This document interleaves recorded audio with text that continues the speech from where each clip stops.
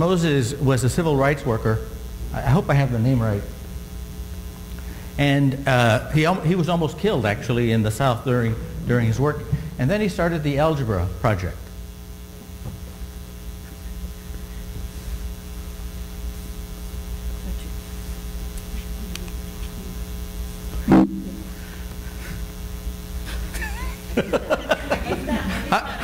How many computers does it take?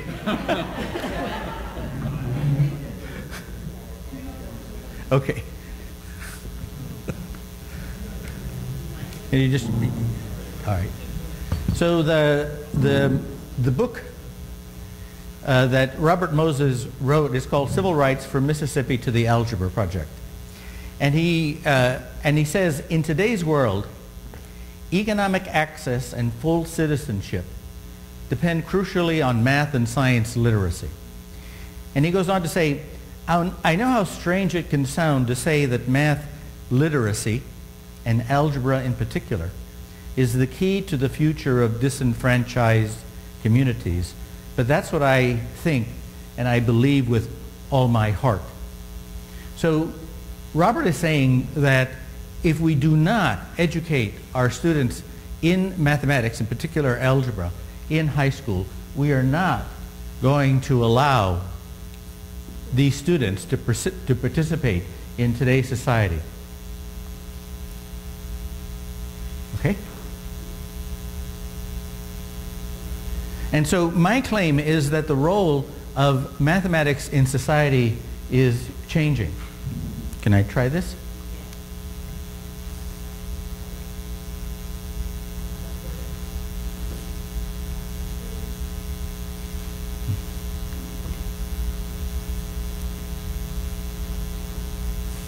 Okay? Now, just to give you an idea of the impact that mathematics is having, here is the cover of Business Week, and it says, "More math geeks are calling the shots in business.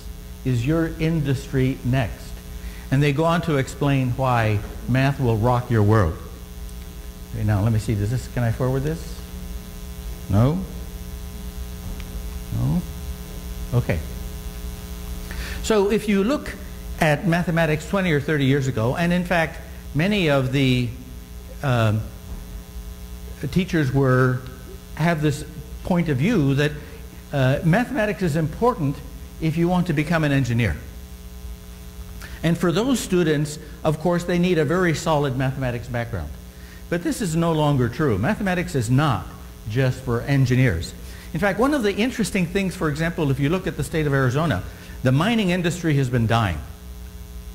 At the same time, data mining is increasing. And so the world is full of data. Somebody has to be able to access it. Somebody has to analyze it. Somebody has to figure out a way of using it. All of these techniques that are being developed to try to understand the use of data are in fact mathematical. Let me see this. Can you go back? Okay, can you go back? Yeah, there you go. Even the spread of disease, for example, is now modeled with mathematical equations, and in fact, mathematical equations are providing insight into how it is that we're trying to manage the spread of disease. Okay, can you go forward? You look at the World Wide Web. I mean, we use it constantly. You know, somebody is maintaining it. Somebody is developing the algorithms for the next generation. Those should be our children. Financial transactions.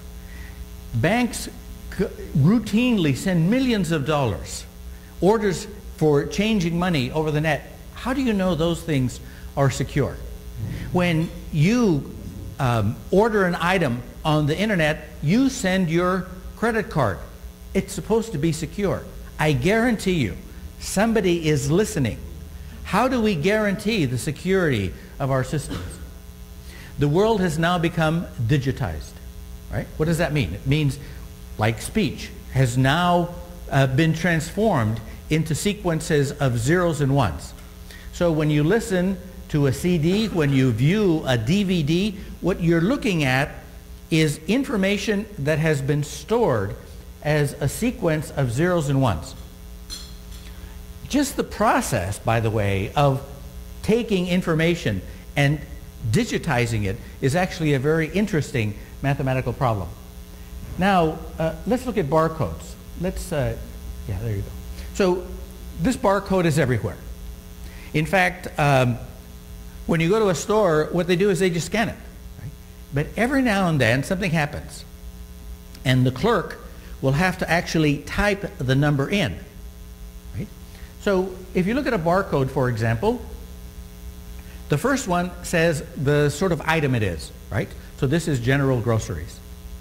The next 5 digits identify the manufacturer. The next 5 digits identify the product. And of course, this information is stored on the computers, so when they scan it, a price comes up. All right? And then there's this 6. What the heck is a 6 for? Actually, it doesn't have anything to do with the product. Well, what they found is that the most common mistake that is made when people type in a code is that they interchange 2 successive digits. So what happens is this 6 is determined so that if you interchange 2 successive digits, the computer recognizes that there's an error. And it tells the clerk this is the wrong number, you have to retype it. Because you don't want to buy a candy bar and get charged for champagne. Right? So it's important that that number is right. This is an example of what is called an error correcting code. Now, the previous 2 examples, DVDs and CDs, as I said, is digitized information. Now, when they digitize, let's say, voice, you have this string of zeros and ones. They don't put that on a CD. What they do is they take that and they add digits to it to correct errors, because when you play a CD or a DVD, specks of dust appear and they obliterate a 0 or a 1. Well, what they don't want to do is, you don't want to hear that there's something missing. So what they've done is they've added digits to not only detect errors, and this is amazing, they correct them. It will change it so that when you hear that music or you see that DVD, it's great quality. These same techniques are used by all of the rockets that we send out that are sending back information from Mars. These are called Reed-Muller codes. Now, in order to understand this, this is graduate level mathematics. And this is the huge change that has occurred in the use of mathematics. Mathematics is not just for engineers. In fact, it pervades all aspects of life. We need to train our students in the use of mathematics so that they can go on. Now, it's an important question to ask. How do we get this information into the hands of the K through 12 teachers so that they can motivate their students as to the importance of mathematics? And can you go back? And of course, what we want to do is we want to increase the number of minority K through 12 teachers in STEM fields. But funny, I want to ask that same question about university faculty. Okay? So here is what I think. I'm not convinced that university mathematicians understand the importance of mathematics for their students.